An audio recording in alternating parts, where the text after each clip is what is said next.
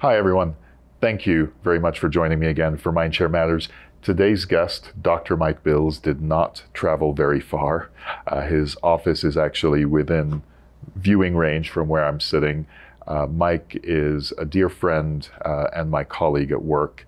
I cannot wait for you to hear his story, the struggles he's overcome in life, yet his uncanny ability to always be positive, always be constructive with a glass half full attitude.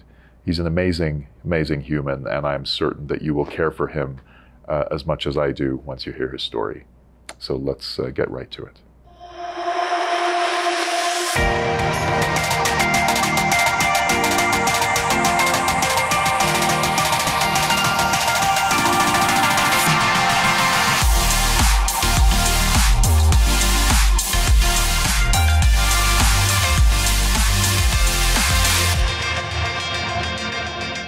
Hi everyone, welcome to Mindshare Matters again here in Park City, Utah.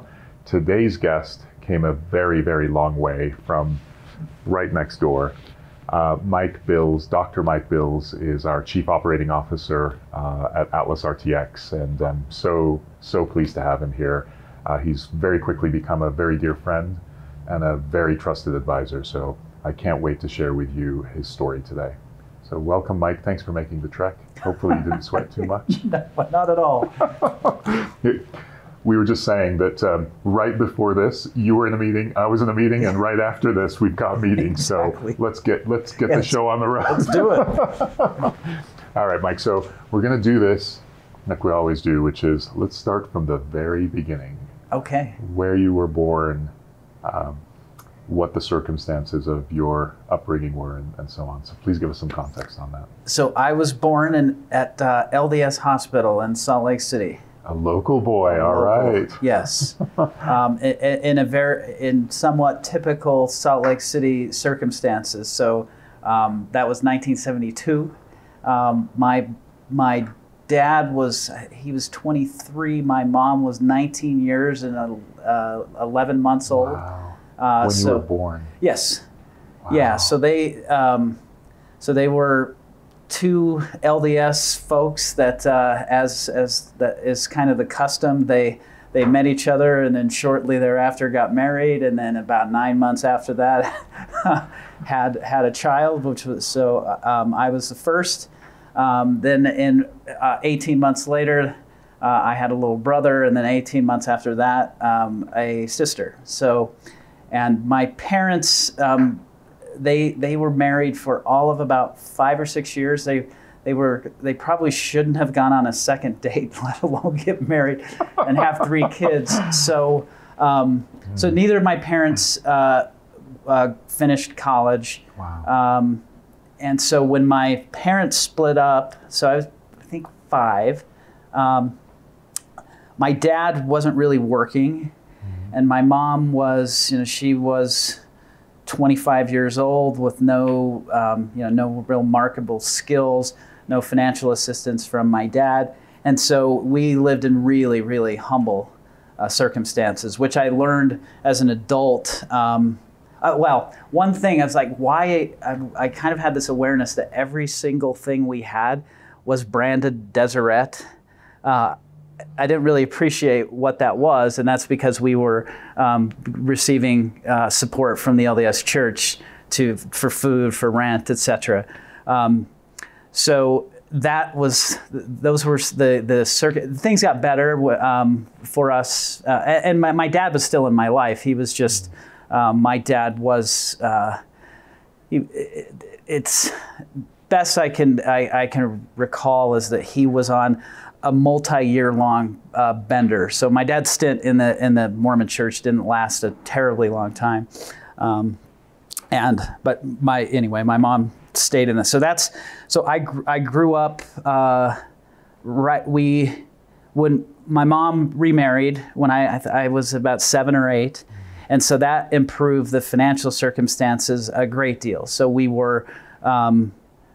became probably within a year, I guess what you might call self-sufficient, and then we were in a position to buy a home. So we moved from the the kind of crappy apartment that we were in to a house just west of, just southwest of Liberty Park. And so that's where I went to elementary school.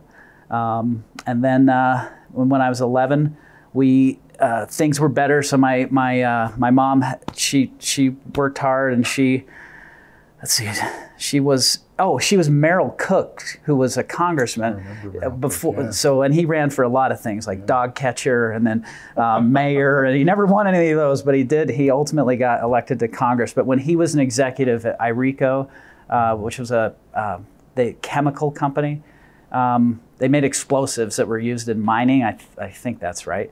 My mom was his assistant, and my stepdad was he sold furniture at R.C. Willey. And anyways, things got better. Then we moved out to Sandy when I was right before 6th grade. Wow. And so, yeah. You're such a, knowing you now, I can't really imagine what you were like back then, but I would love your perspective on what a 5-year-old felt about the sensitive topic becoming increasingly less sensitive, but the sensitive topic, especially back then, of divorce and then remarriage. Oh. How did you deal with that? Not just because of the Utah culture, but in general back then. It was, Yeah, divorce was, there was a stigma that was associated with divorce, and I was highly cognizant of that stigma. Even at that age. I was. And so it was always embarrassing for me to have a different last name than my mom. So like at school, I always felt, it was weird. So it wasn't like deep shame, but there was always discomfort about whenever I had to acknowledge that fact. I appreciate that. So, and that resulted from the remarriage. What about a connection between you and your stepdad? Was that difficult to establish, especially as an oldest son? Yeah, I did not have a good relationship with my stepdad. It was bad, all the way through the whole time, and that was, as a child, I don't think I deserve any blame. I don't have culpability. As an adult, however, I definitely did, and I didn't really appreciate Lynn at all. Until I was older and had children of my own. And I don't know why it took me so long to appreciate the financial stability was the big thing that changed for me. And that matters a lot. You think about the hierarchy of needs and those base layers, and the base layers got much better for me. But there was always a lot of tension between the two of us, so it wasn't a good emotional relationship at all. I really appreciate that candor. I appreciate that.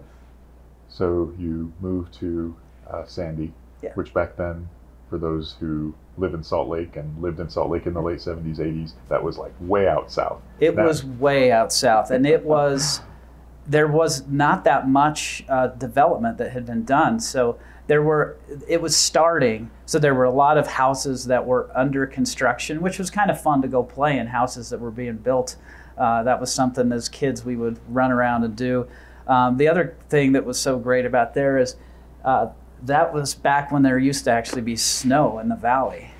And so because there was so much open space and snow, I could go cross-country skiing just right out the front door after school, that was amazing. And I would go out by myself for a couple of hours and just explore and have my adventures. So you had that obsession even as a kid?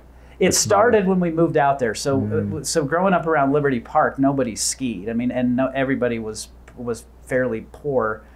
So when I moved out to Sandy and started to go to Eastmont Middle School, then I met kids that skied. And so I was able to cobble together some cheap. So I started just the first year cross-country skiing because that was inexpensive. You didn't need lift tickets. And then the next, so then that was 6th grade. And then 7th grade, I was fortunate enough that a guy in our LDS ward that was responsible for the kids my age. He had been on the U.S. ski team. He was involved in the Solitude race team. And so he had free lift tickets, and he hooked me up with alpine gear. And so, yeah, I was able to do that, which, by the way, is the one thing of my mom's attempt to raise me in the LDS church that has stuck with me my whole life is skiing. So I'm deeply grateful for that. If we were to stereotype you in high school, what crew did you belong to? I belonged to a couple different crews. So when I began high school, the crew that I would have been was kind of jocks, I guess. So I, as a ninth grader, I wrestled at varsity. I was on a varsity baseball team as a ninth grader. Wow. So that's kind of how I started. But around that same time, I was also that's when I was I was kind of coming into my own identity. And that was the point at which I decided I did not want to be a member of the LDS church. And that created tremendous tension with my mom and my stepdad. And part of that tension is when I started to really start to rebel against everything. And so the combination of rebelling against my family and being a ninth grade kid that was playing sports with a bunch of older kids, so that exposed me to a whole bunch of the stuff that a lot of older kids do, which is drink, smoke pot, etc. And so even in Sandy in the 1980s. Oh yeah. Come on, seriously. Oh, seriously, yeah. So we had Alta High School. It was a serious partying place, and we had I had a lot of friends that suffered. So I'll put a pin in that and get to it in just a minute. So I went from being this I was really into sports, and then like 10th grade, still into it, but I was starting to get more and more into hanging out with the kids that were drinking and doing drugs, and so that became more of a preoccupation than sports.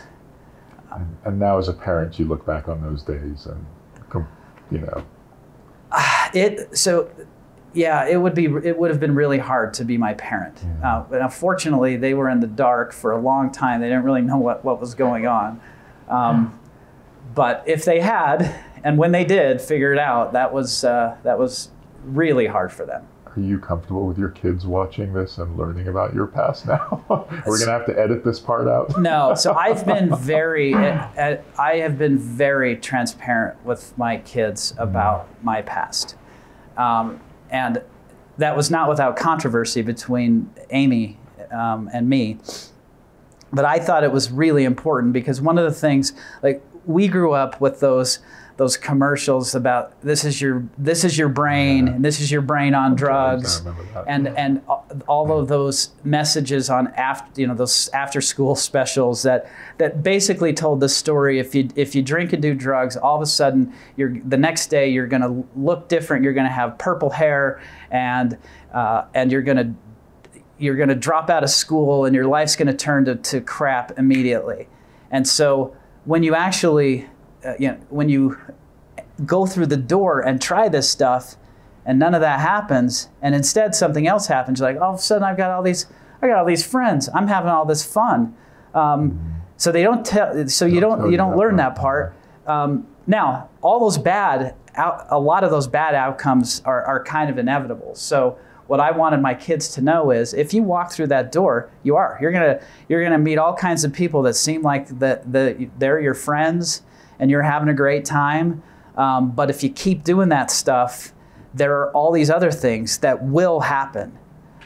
So you'll have health problems up to and including death.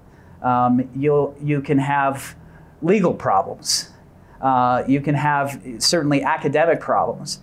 And you don't, and it's just a total lottery. You don't know what's going to happen, but this stuff will happen. It will always happen if you go there. So you get the fun, and it's temporary, but it certainly can. This doesn't necessarily happen to everybody. It depends on the substances that you. But if you start going through the escalation, all those negative outcomes will happen, and it's just luck. And so, yeah, I had a number of friends die from car accidents and suicides. Wow. When I did the count a while ago, so before I was 21, it was right around 10. Wow. And so we were doing some really scary, dangerous stuff. And I have been transparent with my kids about that. How were you able to transition from that to the young man who's graduated from high school? Were you aware of it? How did you not go to those places that you were concerned? So when I was on October 6th, 1988, so that was my junior year of high school, I was put into an adolescent drug rehab facility. And I guess you could say, it's not like I had some big, my addiction, I think, was to just really intense experiences. So I wasn't doing hard drugs. I was doing some cocaine, but I wasn't, not very much, but I was smoking a lot of pot, doing a lot of acid, doing a lot of dangerous stuff like rock climbing while I was on acid. And anyway, I was really, really reckless. And being placed into that, it physically separated me from the environment, which was great because it took me away from all the friends, all the influence. It also gave me a chance to, because it was quite clear I was not ever going to go back to the same high school from which I came. Alta High and I came to a mutual decision that we were a bad fit for one another. So it gave me a chance to leave that identity behind to some degree, and so it lit because of the physical separation, it literally kept me safe. And so I had. So it would have been my senior year of high school. So one of my very close friends that I'd grown up wrestling with him, and then two other friends, they were killed in a car accident. Then they'd been partying. They'd left and crashed into a retaining wall in Sandy. And I remember at that point feeling so grateful that I couldn't have been in that car with them because I had been, I was off elsewhere. I had gone through been in that rehab center and then at a different high school. So rehab worked for you? Worked, I guess. I don't think that would be an accurate thing to say that it worked. Like I went there, I had an issue, and then it was just licked, and then I came out just a better person. It was a really interesting way to spend the 11th grade. Wow. Because I didn't really have, they had an alternative high school arrangement. So because most of the kids that came in there, they had lots of problems in school. They were way behind. So it was set up like an alternative high school so that you could earn credits quick, basically by doing a bunch of assignments, and then you'd earn credits. But there was no teaching or much learning that was there. But the things I did learn and the people I met, because I had to go to probably 100 AA and NA, Narcotics Anonymous meetings. So I was 16. I'd be going to these meetings with people of all ages, people that had real issues, that had hit bottom, that had, and that's a very raw environment where people get very vulnerable. And I'm the 16-year-old just being freaked out by these stories. And then these people became kind of my community, if you will. So I grew up a lot during that, and I I learned that whatever problems that I thought I had paled in comparison to real problems. So it was a good experience. I matured a lot, but it wasn't like I never did any of those same things again. So to say it worked, it was an experience that was very formative, and so I guess in that sense it worked. I like who I am today, and that's a part of me. And another thing that really developed there was because I was exposed to all of these different kinds of people, is that I came out of that little bubble in Sandy into a world of people from all kinds of backgrounds that had experienced, in some cases, a tremendous tragedy. And so I developed an appreciation for diversity and empathy. So in that sense, that worked. That's amazing. So now you complete high school, and you're a lot more of an adult than one might expect for a late teenage years. What do you do next? I was so going to a new high school as a senior, for a lot of people that might seem like a real terrible thing, like I wouldn't have any friends. It wasn't like that for me. I went to West Jordan High School my senior year, and because I had wrestled and played baseball, and my stepbrother and stepsister they went to West Jordan, I knew a lot of people already, and everybody knew I was the guy from Rehab. You were the cool guy. I was the cool, right. And so within a couple of days, like I was, but I didn't have to. But the nice thing was I wasn't trapped by the identity I'd had back at Alta High School. So my senior year, I actually tried in school, where I never had before. School was easy, so I always had decent enough grades, but not great. But I never tried. I rarely went to class. I mean, school for me was a place that was social. I'd go see friends, and then we go figure out what we were going to do outside of school. But that year, if going into a rehab, I did feel like I had this big scarlet letter on me. So I was just defined by because obviously your parents aren't proud that you're in, so I knew that I had really let people down, and there was a part of it that felt like a loser. And so I tried at school so I could prove to myself that I wasn't a loser. So that was a cool thing I got to do. But I also did have a whole lot of fun. This is just a whole new version of Mike that most will not know anything about. I mean, although those who know you, I think, know that there's a little crazy guy in there. There's a little rebel in there. They're inside. There's definitely rebel. I like to question authority, and but after one of the things though with my parents not having finished college or done much of college, education wasn't something that was stressed in our family, and so I was totally unprepared. So in March of my senior year of high school, my English teacher asked me if I was planning on going to college. And I'm like, I don't know, I guess. I mean, that seems like what people do. And she said, well, have you taken the ACT? To which I replied, what's that?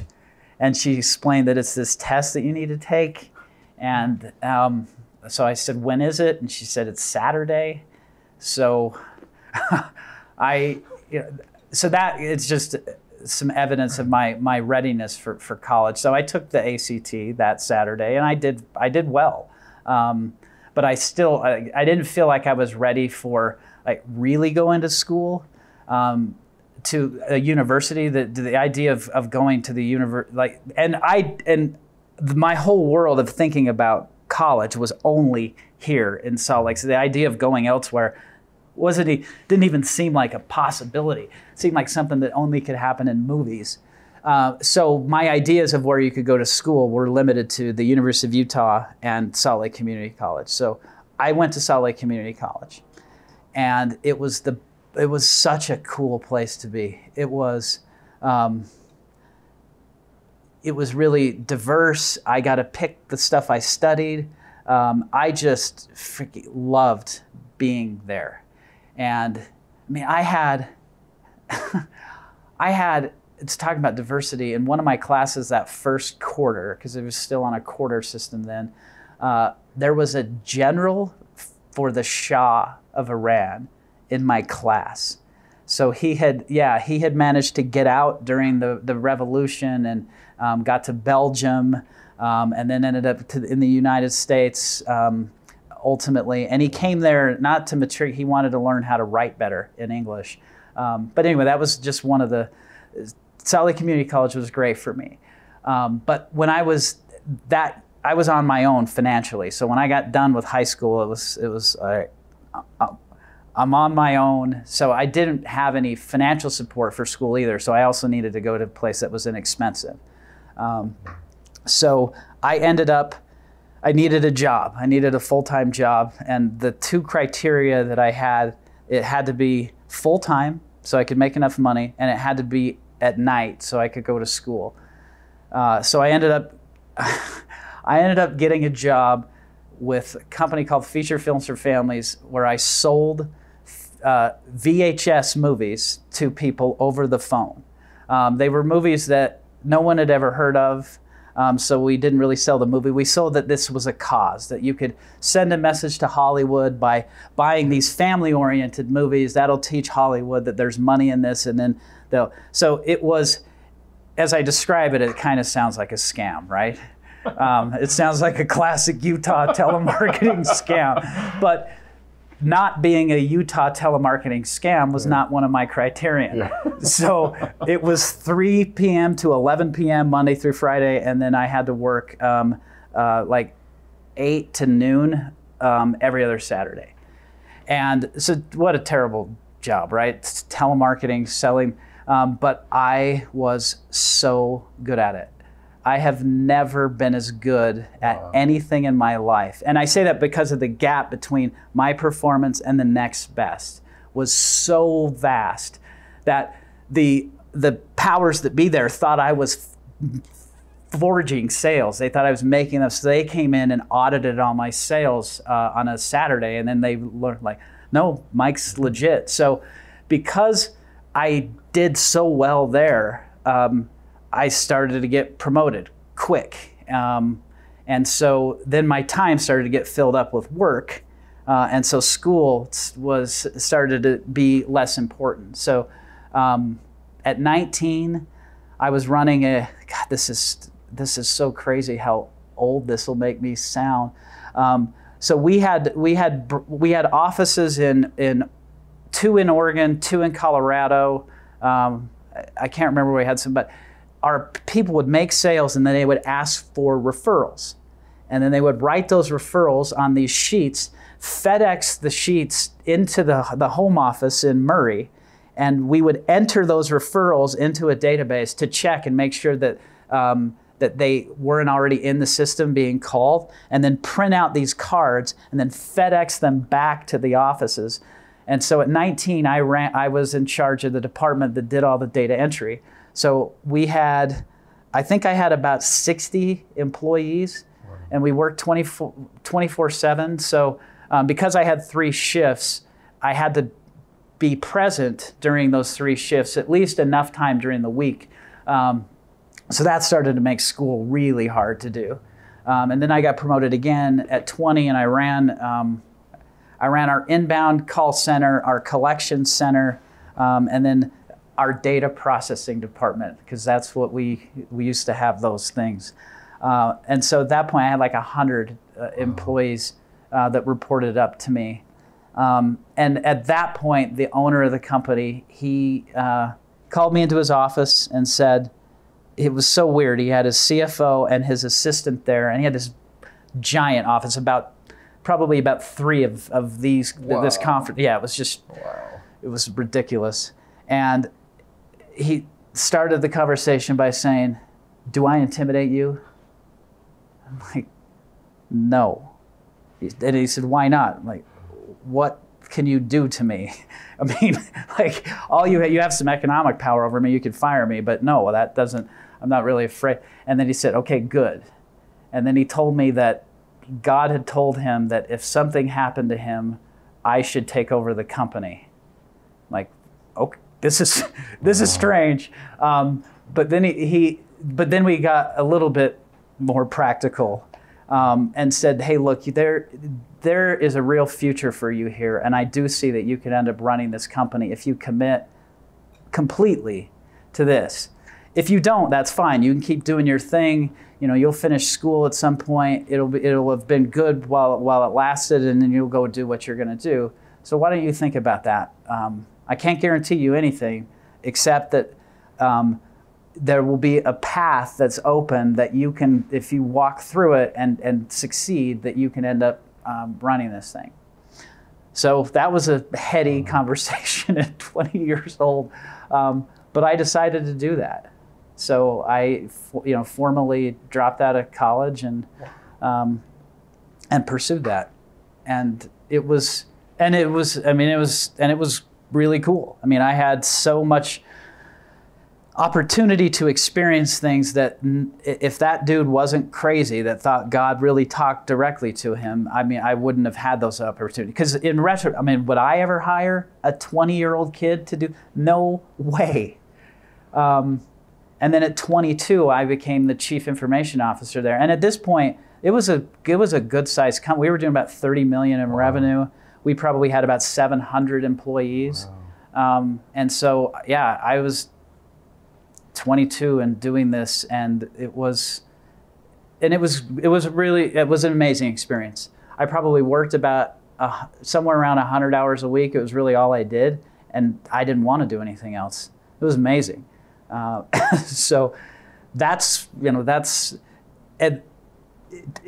it was a few years went by before I started to think like, oh, I don't want to be one of those people that doesn't have a college degree, and that all I have is this job. So I ended up going back to school when I was 26, and it took about 3 years to then just knock stuff out. And so when I look back on college, I didn't really have a college-like experience. I had this very singular professional experience, and then I went and just did to check the box. But the cool thing is, back then it was really hard to go to school as a working adult. Fortunately, education responded to this big universe of people with some college and no degree that have. But that was just hard. But what I did know that responded to that was you could go do an MBA, and you could do it in a way that that fit with your professional life. So I just kept going, and went to Westminster for my MBA. And immediately after? Immediately, yeah. I just like, hey, I've figured this out. Oh, and by the way, when I went back to school, I did it surreptitiously, because the owner of the company didn't want me finishing school. He hadn't, and he'd always referred to me as his clone. He thought the two of us were so smart we didn't need formal education. And so I knew that I wouldn't have a blessing to do it. So I had my direct reports, they were in on the scheme, because they would run interference for me while I was going to school. But one of my peers, who was our VP of sales, he knew what I was doing, and he was actually wildly supportive, and he let the cat out of the bag when I finished. And so they had this big surprise kind of graduation party, and so at that point the owner, he became aware, and then I talked to him and said, okay, Forrest, yeah, I did this, and you couldn't tell, nobody could tell. My commitment to my work nobody noticed that there was a diminishment of that. So I'm going to keep going. I'm going to get an MBA, and I want you to pay for it. And so he did. Wow, Westminster too. Yeah, that's great. Yeah. So so that was another great thing there. because I thought at that point I would spend my whole career at that company. I mean, it was like I was already reporting to the CEO with the idea that I would ultimately become that. But then I went to business school, and I met a bunch of people that did a whole lot of other things in bigger universes than the one that I was in, and I started to get really interested in doing something else. And how did that trigger an exit? We had a program, a mentorship program at Westminster called Master Track. So there was, I think we had 12 of us in there. It was modeled a little bit after YPO, so it had this. We would meet the first Saturday of every month. We'd spend the whole day together. Part of it that was fixed programming. Part of it was like a YPO forum where people would bring issues to the group. Everything was confidential, and then we would help each other through those. During that process, the person that started that program, his name's Dick Fontaine, we developed a very close relationship. And he had been a successful business person, sold a business, had all the money that he'd ever need when he was 39. He lost all that money about 2 years later and had to start.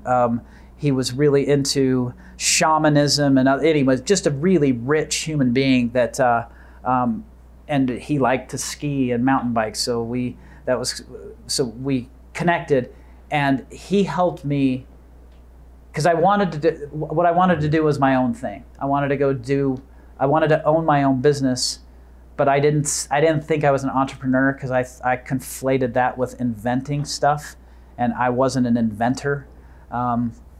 Dick helped me to understand that there's lots of different ways to be, and that maybe I should consider buying a company. I'm like, well, I don't have money, and so he was like, let's just put that aside. But so I had this itch to scratch. He helped me see that I could be an entrepreneur in a way that fit with me. He gave me homework assignments about my career at Feature Films for Families. What did you like? What did you dislike? What did you gravitate toward? What did you avoid? Where were you successful? Where were you not successful? And so during my time at Feature Films, I had, in addition to CIO, I went off to fix we had an operation in England that was badly broken, so I was sent to fix that. We had a video duplication business that had its issues, so I ran that for a while. We had a distribution center that was all messed up. And so I was sent in to fix that. And so Dick took a look at that. He's like, Mike, you're a turnaround guy. So maybe you ought to think about buying a business that has, so that's ultimately what I started to do, was look for a turnaround that had problems that I knew how to fix, so there were a few criteria that we had set up. It had to have, one of them was the realistic ability to grow 20% a year for the first 5 years, and then it needed to be affordable. So I ended up, so I quit at Feature Films so that I could go search for a business to buy. And I did it at a really terrible time. Amy was 8 months pregnant with our first child. We bought a house right beforehand. And I didn't tell her that I was going to quit until I had quit. And she was like, it's about time. So fortunately I had support there. And I also, while I didn't have a pile of money to buy a business, I didn't have to worry about money because as I had advanced at Feature Films at such a young age, I had deferred huge pieces of my income because I knew, like, I didn't even know what I would do if I was making the same money as my peers. It's like, I don't need that. They have mortgages and kids and stuff, and I don't have any of this stuff. So by the time I left, at my salary range at the time, I had 3 years of deferred income. So it gave me the flexibility that I could one, just quit and then not know what I was going to do. And then it also gave me some working capital if I went and bought a business that I didn't need to pay me to do it. So took me about 6 months, and I ended up with a partner, a friend from Westminster.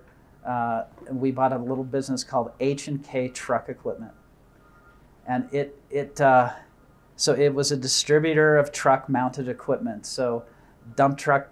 So we would bring in dump truck bodies from a manufacturer in Minnesota.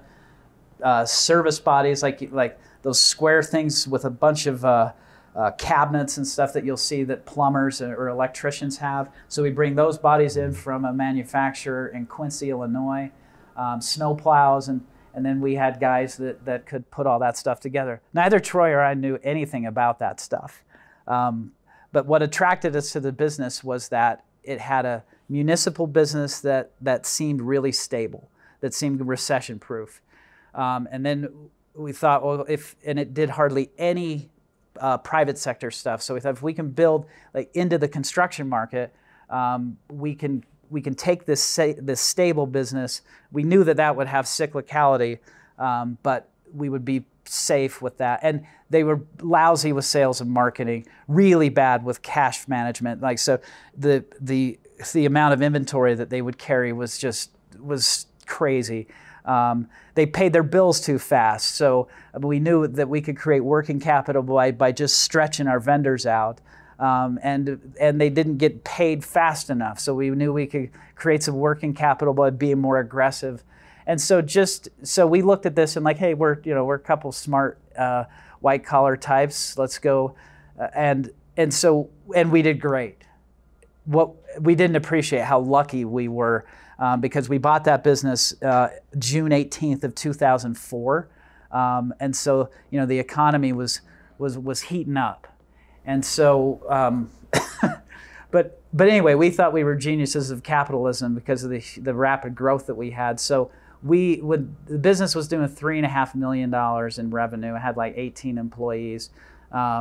So way smaller than what I had just come from. But so fun. And we doubled in about 18 months. And that was just so fun. And again, when you don't realize how much luck you're having and you think it's all your skill, imagine how much fun that would be. Because wow, you're great, Troy. Oh, no, you're great, Mike. And crazy enough, during that time, the folks at Feature Films for Families started to ask if I would come back.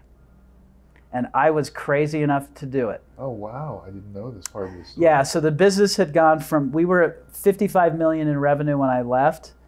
So that was January of 2004.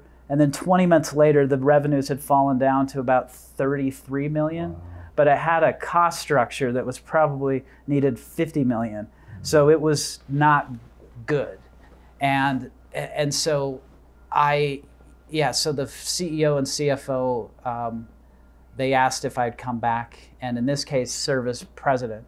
And so in retrospect, this was so insane. So I owned this company, but because the opportunity to go be president of this very large, much larger company, I shouldn't say very, came up, and they needed me, my ego totally responded to that.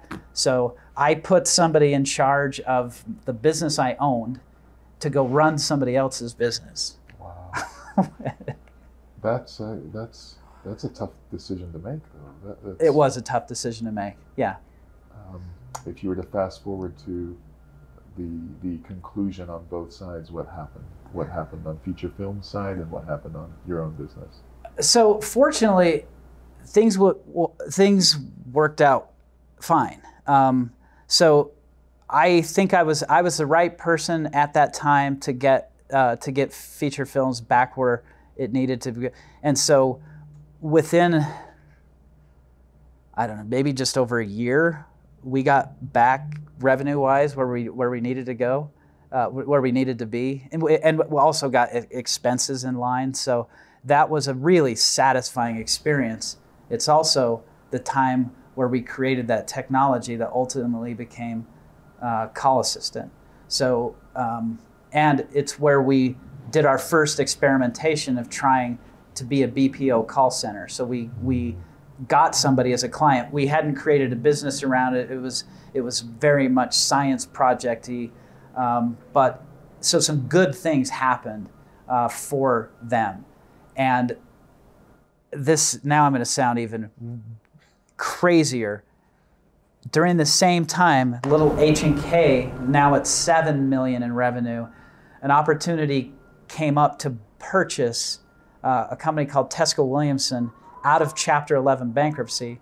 That was, at that time, it was doing about 14 million. So it was twice as big. Wow. And it was a manufacturer of all this stuff. And so Troy and I bought that. And which, by the way, buying something out of Chapter 11 was so interesting and fun. And it was one of the, anyway. So when we bought that, it's like, wait a minute, I'm running this guy's company and I've got this one that's now really complicated. And it also had a lot of debt on it. And so I had a ton of personal risk there. So I just had to tell Forrest, sorry, I can't do this anymore. But it was it was at a spot where that was okay.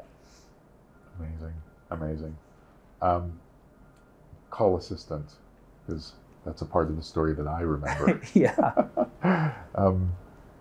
Please talk to me about how, in your mind, you're going from feature films, which is one industry that you had just figured out on your own, to the heavy equipment industry, to now a BPO and potentially a software company. I guess now, as we've been talking about personality types and you're such an ENTP, yeah. It's all making sense. Right? But how are you reconciling all of this, and how are you balancing all of this with life at home? And I can't even imagine. Atlas is already more than I can handle. How are you doing all of this at the same time with young kids and a family? Yeah, I haven't talked about that. No, I didn't. Well, 24/7. Were you working all of the time? I was working awake a lot. all of the time. Yeah, I was working all of the. However, I absolutely have always made time for fitness, so it wasn't like I didn't forsake. But I didn't do like. So during all this time, I wasn't skiing. I wasn't like I worked and did some and worked out, and spent time with my family, but like we didn't travel. We didn't. So it was like and maybe you have to have Amy on the podcast and have her talk about it. But yeah, I worked hard. But one of the nice things, at least prior to part of Call Assistant, I didn't travel on business. And that was a really great thing. So I wasn't gone during the week and just around on the weekends. Every night. Yeah, I was home. Every night. Yeah. And I cooked. So we still operated like in some sense, like a family out of the like 1950s television. So except I cooked, not Amy, and she wasn't wearing pearls. And when I came home, but we were still a family. And how did I don't, Bassam, as I described all this stuff I was doing simultaneously, it was so not strategic. It was, so in a certain sense, some of it very impulsive, which made it very risky. And this age self would not do that same stuff over again. And if you described me to me now, and I didn't know that you were talking about me, I'd say, what's wrong with that guy? Now the good news is despite a very challenging high school age, and despite being overwhelmed, you're such a humble guy, so you will never get to this unless I just say it. You've had multiple exits with some of these ventures. Well, I have, but in all fairness, I had an exit with Tesco Williamson. So when we formed that company, we needed to form an entity to go buy this business out of Chapter 11, and we just and we were doing all this stuff in a real hurry. So we came up like we called it GBGH Holdings that bought it, and that was for go big or go home. Oh. But then I, with a dark sense of humor, said, well, that also means, it could mean go broke and there goes your house. So, and when we exited Tesco Williamson, we had to because we had busted because we sold construction equipment, and we bought that business in October 30th of 2006. Oh, wow. So we had a moment of just rapid growth. And then in 2008, so we were a little bit behind everything else, that it was as if the lights got turned out and demand for our products went to zero. Wow. We had a couple $1 million of POs that everybody just walked away from. We had purchased all kinds of material for that stuff that we were just, so we went through an incredibly hard time. Wow. And nearly every one of our peers, they didn't go Chapter 11, they went 7. And so we outperformed our peers because we didn't go bankrupt. We pivoted into defense contracting where there was at least some money. We figured out how to do that. I'm actually really proud of the pivot that we made. Even though it wasn't this amazing outcome for me financially, in fact, I'm just grateful I didn't go personally bankrupt.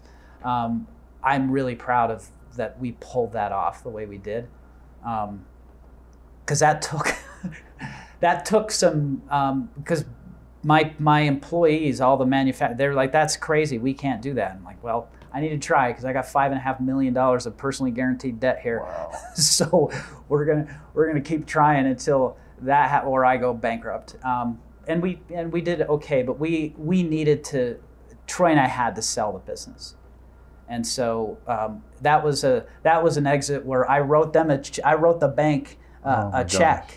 And walked away from it and went. Phew. Thank goodness. Yeah. Which is way less fun than the one where you get the big check. Yeah. And fortunately, I had that happen too.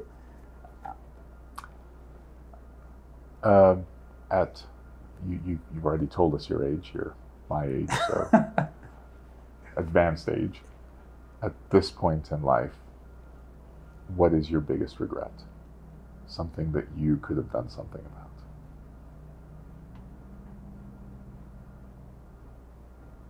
It's okay to think about that, obviously, because as our listeners may not know, no one's prepared for this. It's just it's a real conversation. So you didn't know I was going to ask you that. I did not.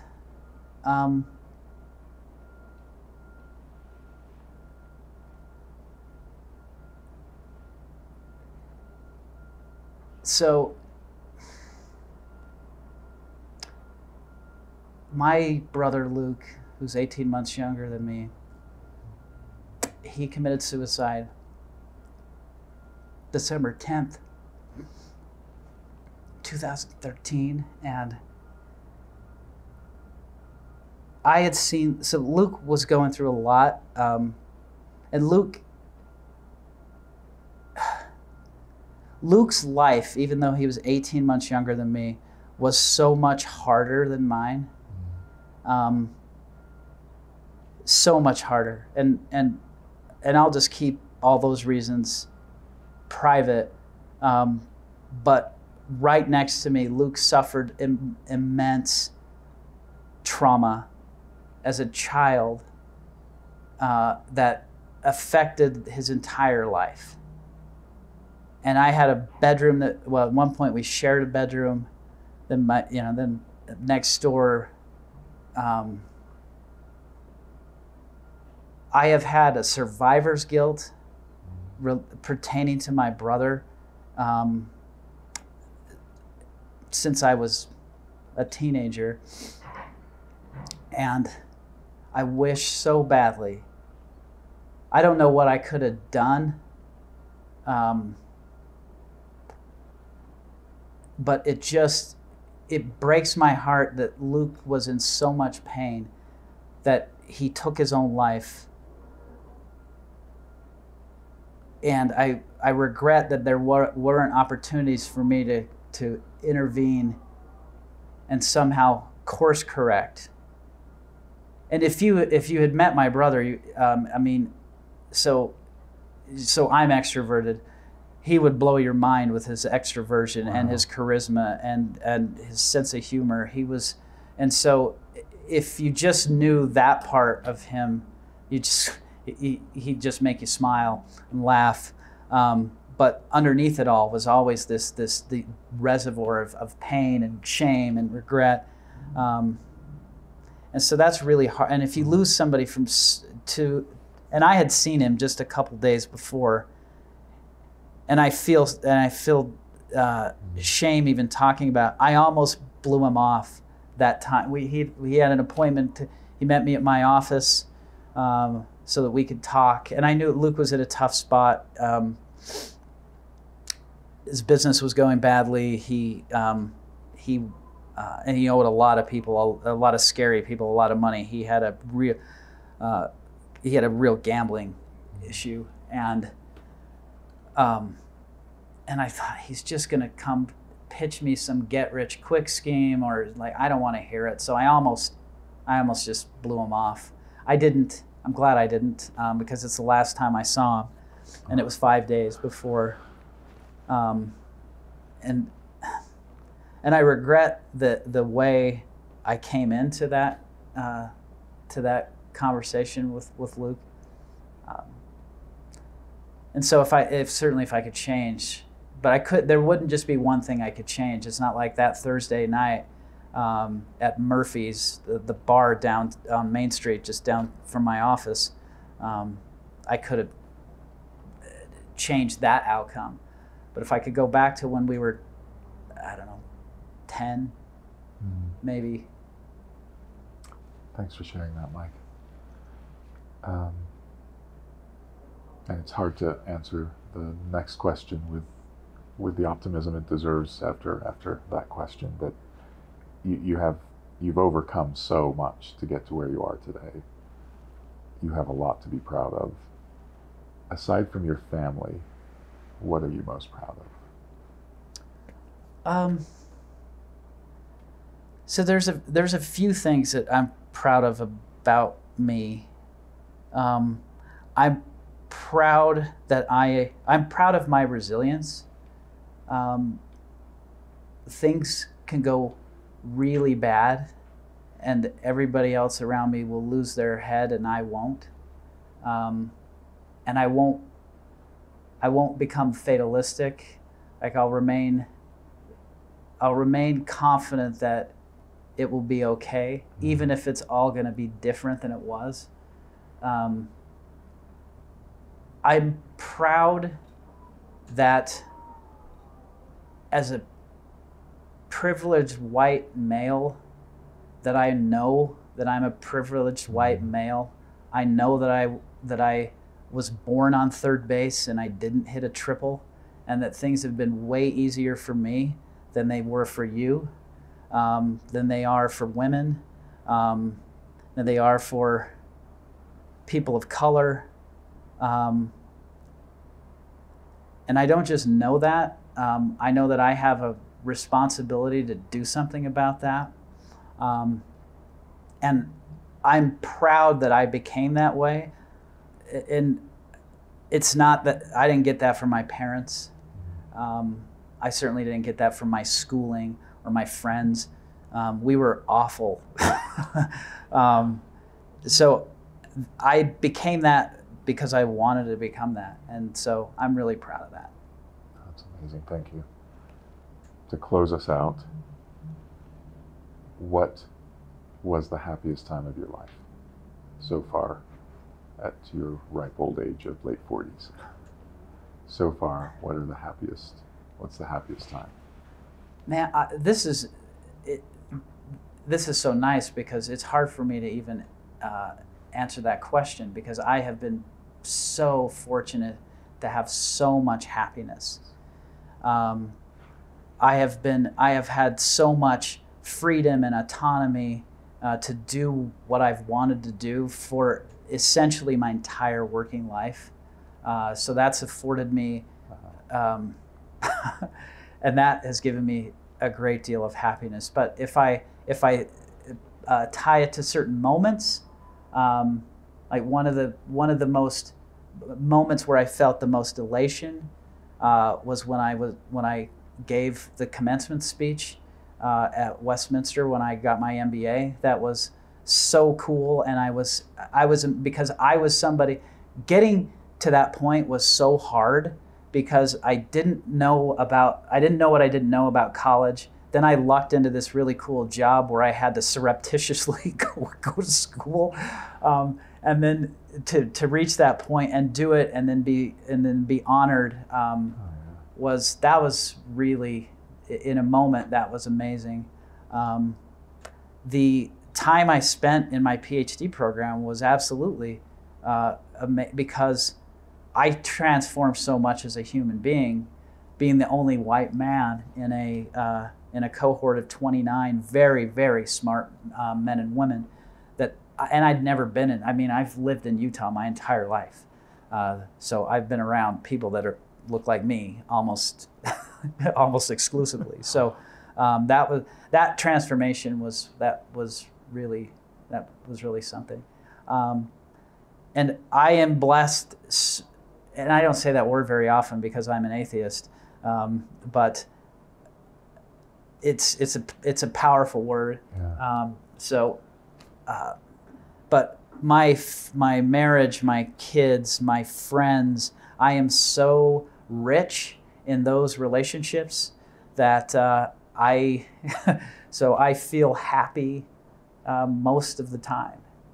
It's amazing, and I can vouch for that. Thank goodness for you. I need you. Well, Mike, thank you for making the distant trek to this meeting, and hopefully we can actually re-engage again at work. I know it's going to be tough after this conversation, but thanks for making the time. And now what'll be great is in the future when you're co-hosting with me, I think people will know the real Mike and will be as amazed and appreciative of your grace and what you have to be proud of. So, thanks a lot for spending some time with me. Thank you.